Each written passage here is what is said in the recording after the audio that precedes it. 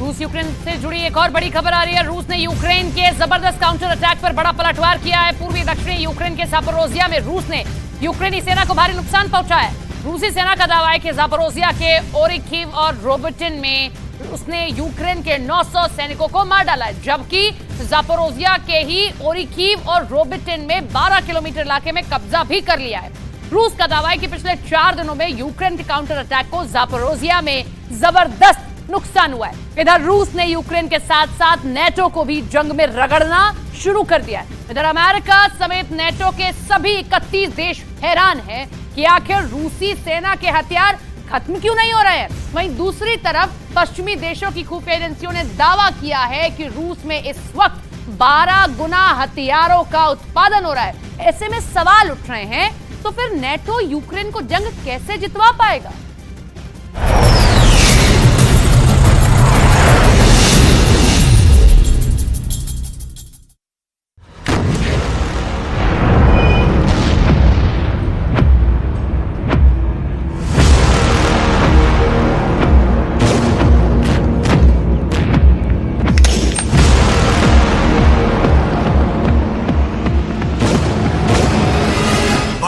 हमले देखकर चीख पड़े बाइडेन।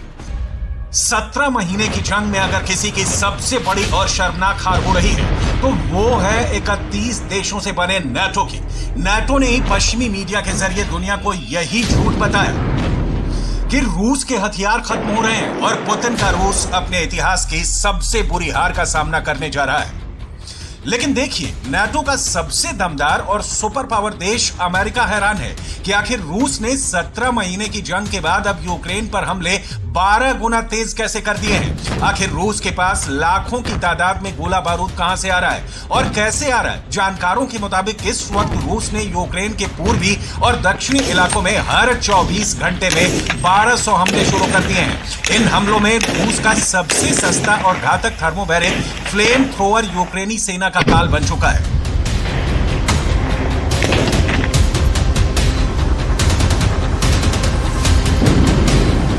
आग में जला दिए 700 यूक्रेनी सैनिक। वॉर जोन से आ रही रिपोर्ट के मुताबिक 4 जून से शुरू हुआ यूक्रेन का रूस के खिलाफ काउंटर अटैक बुरी तरह से फेल हो रहा है। यूक्रेनी सेना का काउंटर अटैक 1.5 महीने बाद ऐसे भंवर में फंस चुका है कि पिछले 10 दिन में यूक्रेन के 7000 सैनिक पूर्वी यूक्रेन में मारे जा चुके हैं। अगर पिछले 24 घंटे की बात करें तो रूसी सेना ने यूक्रेन के 700 सैनिकों को T-90M टैंक और इन्फेंट्री थर्मोबैरिक फ्लेम थ्रोअर से भून कर रख दिया है। अकेले डोनेस्क और कुपियांस्क में यूक्रेनी सेना को भारी नुकसान हुआ है। दावा तो यहां तक किया जा रहा है कि बखमूत जीत के दावे जो यूक्रेनी सेना कर रही है वो झूठे हैं। असल में रूसी सेना ने बखमूत में एक बार फिर से जबरदस्त पलटवार किया है। इधर दूसरी तरफ ज़ेलेंस्की के जनरल समझा नहीं पा रहे हैं कि आखिर 518 दिन की जंग के बाद भी रूस सेना यूक्रेनी सेना पर हावी कैसे है। आखिर रूस के पास हथियारों की भारी कमी क्यों नहीं हो रही है। इधर दूसरी तरफ अमेरिका को खुफिया एजेंसियों ने रूस के हथियारों पर ऐसी रिपोर्ट सौंप दी है जिसने अमेरिका और नेटो के होश उड़ा दिए हैं। जरा देखिए बाइडेन क्यों रूस को लेकर अब खौफ में है।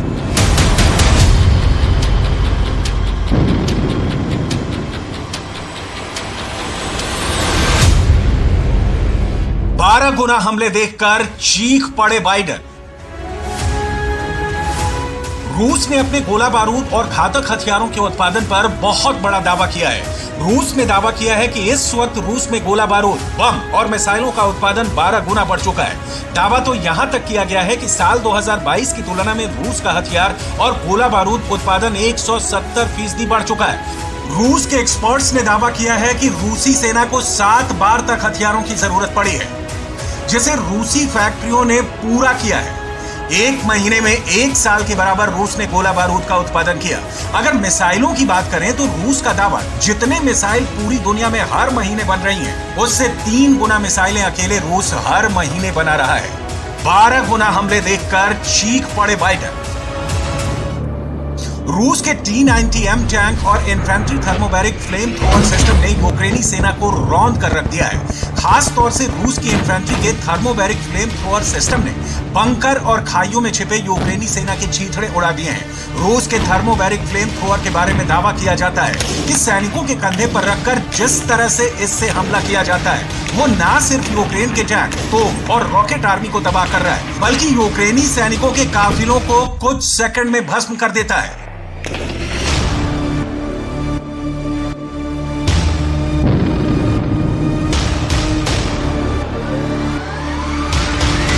आग में जला दिए 700 यूक्रेनी सैनिक।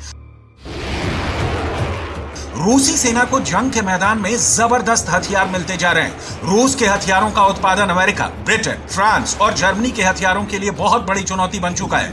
पिछले 10 दिन में पूर्वी और दक्षिणी यूक्रेन के 35% से ज्यादा इलाके पर रूसी सेना ने नेटो के हथियारों का कब्रिस्तान बना दिया है।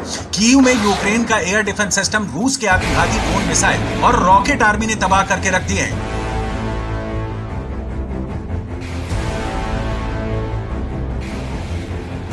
अमेरिका अब यही समझ नहीं पा रहा है कि रूस के भारी हथियार भंडारों से कैसे निपटा जाए, क्योंकि पूर्वी और दक्षिणी यूक्रेन के बहुत बड़े इलाके में रूसी सेना हावी हो चुकी है। जरा देखिए, रिपोर्ट्स के दावों के मुताबिक इस वक्त रूसी सेना ने पूर्वी यूक्रेन के बखमूत में एक बार फिर से भारी टैंक, तोप और रॉकेट आर्मी से हमले शुरू कर दिए हैं। वहीं ओडेसा में यूक्रेन का सबसे बड़ा बंदरगाह रूसी सेना के हवाई हमलों से आग में भस्म होता जा रहा है। अकेले ओडेसा में रूसी सेना ने पिछले एक हफ्ते में 1500 से ज्यादा हवाई हमले किए हैं।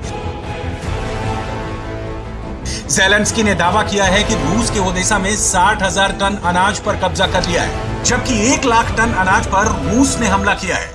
आग में जला दिए 700 यूक्रेनी सैनिक। Доводить, що їхня мішень не лише Україна і не лише життя наших людей. У портах, які були атаковані, сьогодні зберігалося близько 1 мільйона тонн продовольства. Саме той обсяг, який вже давно мав би бути доставлений в країни-споживачі в Африці, в Азії. इधर पूर्व से दक्षिण तक पिछले 24 से 36 घंटे के अंदर रूसी सेनाएं यूक्रेन सेना पर भारी पड़ती जा रही हैं। हारते और पिटते यूक्रेन की हालत देखकर America, France, Britain, Germany, Poland जैसे नाटो देश भी यूक्रेनी सेना के काउंटर अटैक को लेकर बेहद नाराज होने लगे हैं। रूस ने जिस तरह से यूक्रेन के खार्किव में ट्रिपल अटैक किए हैं वो हैरान करने वाले हैं। 1 लाख सैनिकों के साथ लगभग 1000 टैंकों से हमला नाटो और यूक्रेन के होश उड़ाने वाला साबित हो रहा है। यहां तक कि यूक्रेन के ओडेसा में रात के वक्त रूस के सबसे भीषण हमले हो रहे हैं। लेकिन ज़ेलेंस्की के पास दिक्कत यह है कि उनकी सेना के पास एयर डिफेंस सिस्टम लगभग खत्म होने की कगार पर है। ऐसे में वो करे तो क्या करे? नाटो भी अब यूक्रेन की ज्यादा मदद करने के मूड में नहीं लग रहा। उसके पीछे की सबसे बड़ी वजह है कि यूक्रेनी सेना का जंग के मैदान से भागना और नाटो के हथियारों को दूसरे देशों में बेचना। खुद ज़ेलेंस्की भी हैरान है कि एक तरफ यूक्रेनी सेना हथियारों की कमी का रोना रो रही है, तो वहीं दूसरी तरफ यूक्रेनी सेना के अधिकारी हथियार गोदामों से नाटो के हथियारों को गायब करके बेच रहे हैं। ज़ेलेंस्की को इन आरोपों पर जवाब देते नहीं बन रहा है। अभी तो वो ब्रिटेन को समझाने में लगे हैं। देखिए ज़ेलेंस्की क्या कह रहे हैं। Прем'єр-міністром Великої Британії Ріші Сунаком, як і завжди, цілком практична розмова, чітка. Першочергово про захист наших південних районів, зокрема Одеси, нормального життя людей та роботи наших портів. Ми обговорили з Ріші можливі кроки, можливу кількість батарей ППО. Сполучене Королівство може стати тим лідером, чия допомога системами ППО гарантуватиме реальну безпеку. 17 महीने की जंग में लगभग 80 लाख करोड़ का नुकसान यूक्रेन उठा चुका है। एक अनुमान के मुताबिक यूक्रेन की 40% से ज्यादा आबादी बहुत ही बुरे हालात में रह रही है। पूर्वी और दक्षिणी यूक्रेन के कम से कम 13 शहरों में हालात इतने बदतर हो गए हैं जहां अभी तक यूक्रेनी सेना का एक भी सैनिक नहीं पहुंच पाया है।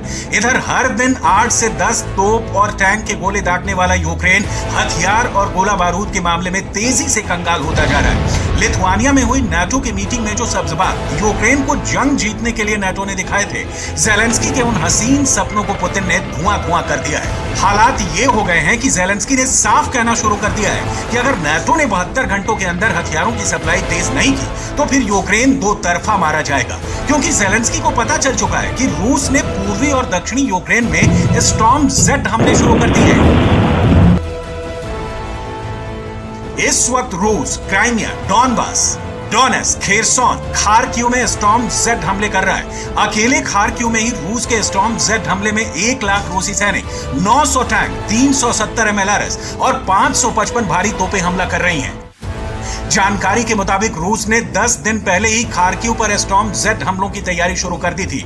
इसका सबूत आप इन तस्वीरों में देख सकते हैं। इस वक्त रूसी सेना के जनरलों और लीडर्स में युद्ध करने की जबरदस्त भूख जग गई है। रूस को एहसास हो चुका है कि नाटो यूक्रेन को हथियार से ज्यादा कोई मदद नहीं कर पाएगा। इसीलिए अब रूस ने अगले 10 दिन में यूक्रेन के पूर्वी और दक्षिणी इलाके पर पूरी तरीके से कब्जा करने का प्लान बना लिया है। जरा रूसी सेना के जनरलों और पुतिन के करीबी दिमित्री मेदवेदेव की ये तस्वीरें देखिए, जहां रूस के पूर्व राष्ट्रपति और रूस की सुरक्षा परिषद के प्रमुख दिमित्री मेदवेदेव रूसी सेना की जबरदस्त तैयारियों का मुआयना कर रहे हैं। तस्वीरों में आप साफ देख सकते हैं कि दिमित्री रूस की उस टैंक रेजिमेंट की तैयारी देख रहे हैं जो दक्षिणी यूक्रेन पर हमला करने जा रही है। दावा किया गया है कि ये तस्वीरें रूस के टॉर्स्कोय रेंज की हैं, जहां रूसी सेना बड़े हमले की तैयारी कर रही है। Сегодня ночью вооруженными силами Российской Федерации нанесен групповой удар возмездия высокоточным оружием морского базирования по объектам, где готовились террористические акты против Российской Федерации с применением безэкипажных катеров, а также месту их изготовления на судоремонтном заводе в районе города Одесса. Кроме того, в районе городов Николаев и Одесса уничтожены хранилища топлива общим объемом около 70 тысяч.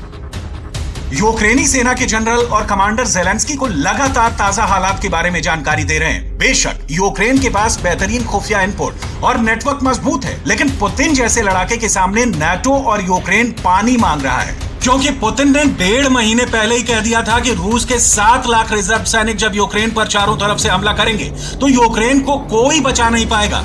रूस ने तो दावा कर दिया है कि उसकी सेना उत्तर पूर्वी खार्किव क्षेत्र के एक महत्वपूर्ण रेलवे जंक्शन कुपियांस्क की दिशा में 2 किलोमीटर तक आगे बढ़ गई है। अब ऐसे हालात में अगर रूस गोला बारूद और हथियारों का 12 गुना उत्पादन कर रहा है तो आप अंदाजा लगा सकते हैं कि यूक्रेन रूस के 12 गुना हमले अब झेल नहीं पाएगा।